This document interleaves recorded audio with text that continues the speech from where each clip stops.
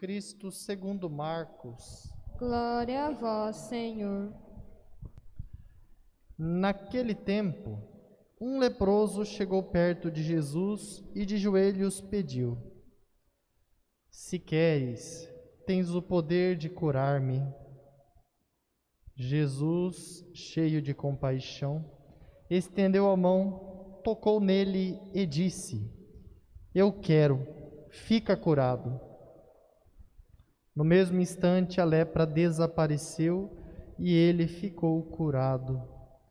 Então Jesus o mandou logo embora, falando com firmeza: Não contes nada disso a ninguém. Vai, mostra-te ao sacerdote e oferece pela tua purificação o que Moisés ordenou como prova para eles. Ele foi e começou a contar e divulgar muito o fato. Por isso, Jesus não podia mais entrar publicamente numa cidade. Ficava fora em lugares desertos, e de toda parte vinham procurá-lo. Palavra da salvação. Glória a vós, Senhor.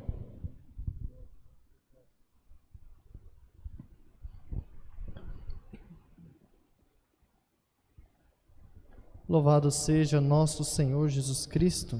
Para sempre sejam louvados. Meus caros irmãos, então, padre, o senhor estava sumido, então, meus irmãos explicando, eu estava de férias, estou retornando no dia de ontem, né? Então, dia de ontem estou retornando, então, por isso estou de volta aqui. Meus caros irmãos, nós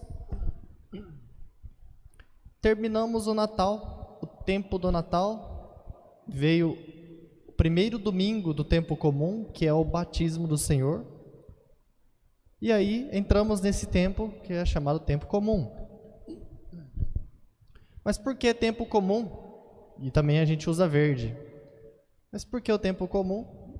Porque diz respeito ao ordinário, ao comum.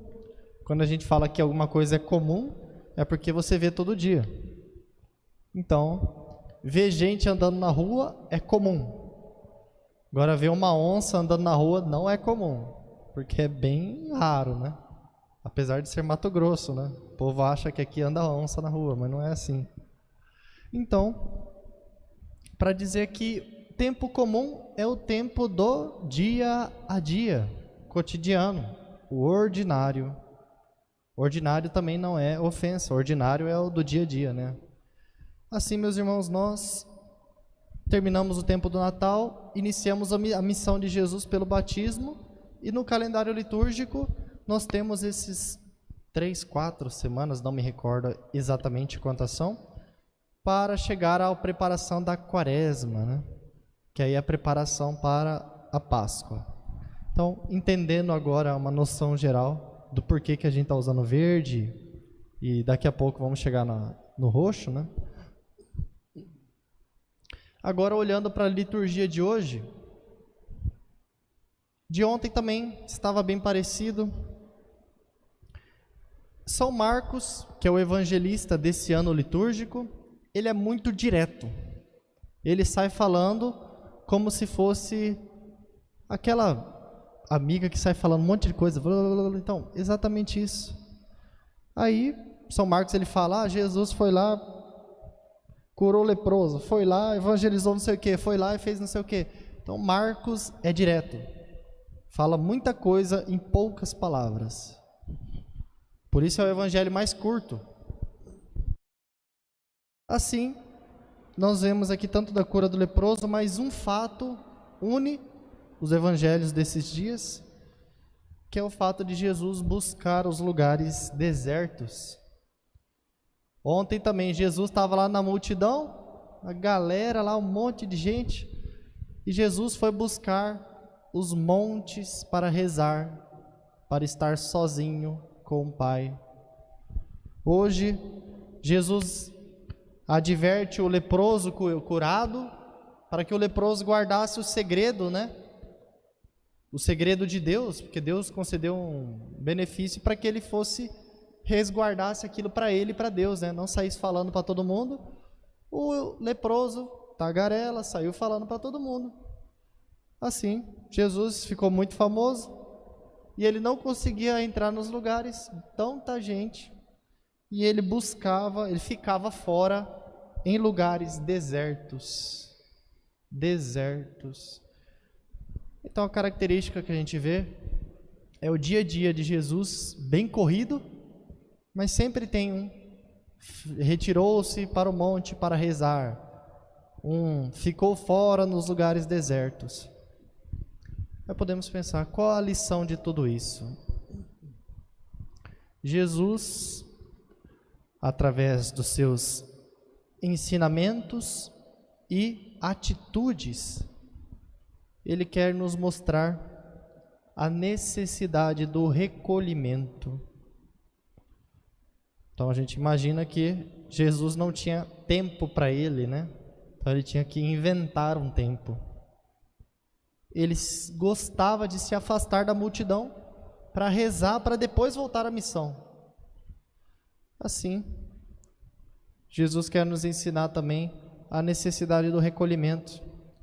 Nós, no turbilhão de 1001 coisas, no dia a dia, muitas coisas para fazer, e problema ali, problema aqui, resolve ali, resolve aqui, paramos um momento para estar a só com Deus. E isso é a casa de Deus, a igreja. É o único lugar onde você pode estar a só consigo mesmo. Então por isso que a igreja também não é lugar de conversar, porque você não veio ali para conversar com a pessoa. Mas também aproveita, né, conversar do lado de fora.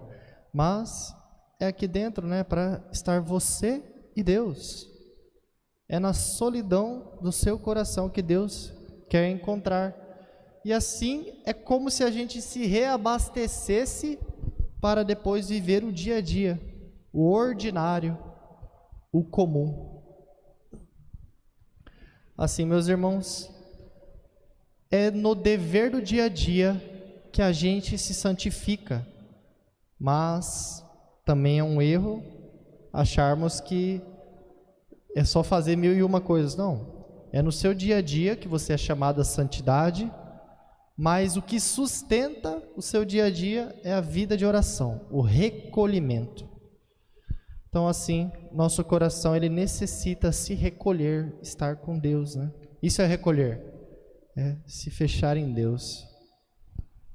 Santa Catarina de Sena sabia tão grandemente desta verdade que, apesar dos pais dela colocarem 1001 coisas para não dar tempo para ela rezar, ela teve uma estratégia: fazer um oratório no seu coração. Então, enquanto trabalhava, ela se recolhia inteiramente, até por graça de Deus, se recolhia inteiramente para estar com Deus. Assim, ela não se perdia, não perdia sua alma na multidão de coisas cotidianas.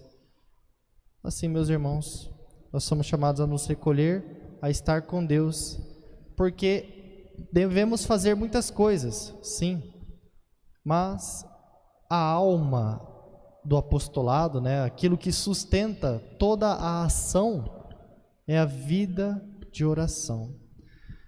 Então, Jesus, através dessa atitude dele, de sempre, quando está muita gente, ele ia para os lugares desertos para estar a sós com o Pai, que ele amava infinitamente.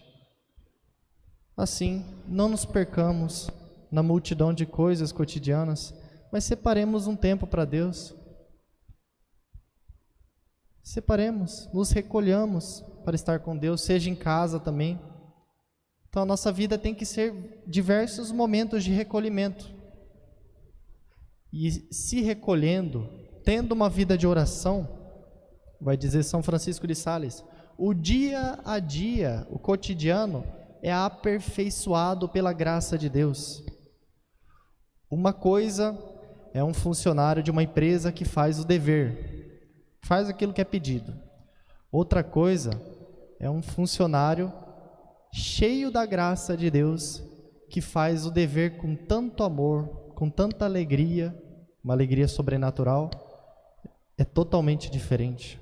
Então, a vida de recolhimento, de oração, ela não é contrária à vida do dia a dia, ao trabalho que nós temos, né? Assim, meus irmãos, Jesus mostra isso pelo seu exemplo, buscando, no meio de um monte de coisas, os lugares desertos, estar a sós com Deus, para escutar a Deus. Então, nesse dia de hoje, possamos escutar a Deus que fala no nosso coração, nesse mar agitado, que é a nossa alma, mas Deus, Ele quer nos falar. Então, nos recolhamos, elevemos o coração a Deus, né? Corações ao alto, o nosso coração está em Deus. Então, elevemos o nosso coração a Deus, para assim santificarmos-nos pela presença de Deus e santificar o nosso cotidiano, a nossa família, o nosso trabalho, e assim ser agradável a Deus em tudo. Por intercessão da Virgem Santíssima, possamos amar a Deus cada vez mais e separar os tempos para Deus. Dai a César aquilo que é de César e a Deus aquilo que é de Deus. Louvado seja nosso Senhor Jesus Cristo. Para sempre sejam louvados.